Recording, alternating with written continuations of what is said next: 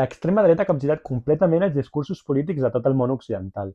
I el més curiós és que ni tan sols ha hagut d'entrar cap govern per fer-ho. Aquesta setmana, el primer ministre de centreesquerra britànic ha anunciat polítiques més restrictives contra la immigració. Però com han acabat exactament els partits de centre acceptant que tenim problemes amb la immigració? La globalització, sense lloc a dubtes, ha portat moltes conseqüències. Entre d'elles, la societat internacional de la que parlava Immanuel Kant.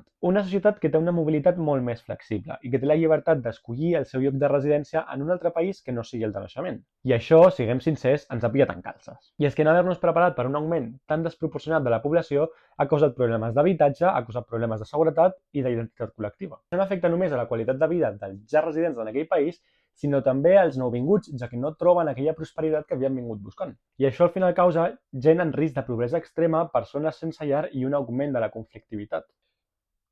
I els partits populistes, siguem clars, han sigut molt hàbils de capturar tot aquest vot de descontent, culpant a la gent forani dels problemes que patim com a societat. I és que, diguem-ho clar, la immigració és l'objectiu fàcil per no fer autocrítica. Cal tenir en compte que la immigració per si sola no és el problema, sinó la incapacitat dels governs d'integrar-los a la nova societat on han entrat. A poc, la resta de partits han anat adoptant també discursos més durs contra la immigració. És el cas dels partits conservadors, per exemple el Partit Popular Europeu i tots els seus aliats, i també dels partits de centre. Ara, però, amb l'anunci del primer ministre britànic ens queda clar que les esquerres també estan començant a adoptar aquest discurs. Però el cas del Regne Unit no és l'únic. També hi ha altres esquerres convencionals que s'han sumat al carro, com és el cas del Partit Socialdemòcrata de Dinamarca. Un país nòrdic on l'extrema dreta estava en auge fins que els socialistes van decidir posar-hi remei. Així, en els últims anys han aplicat polítiques de restricció de la immigració i també de la preservació de la identitat cultural del país. Però no s'han quedat aquí, perquè llavors podríem veure que la immigració és un problema.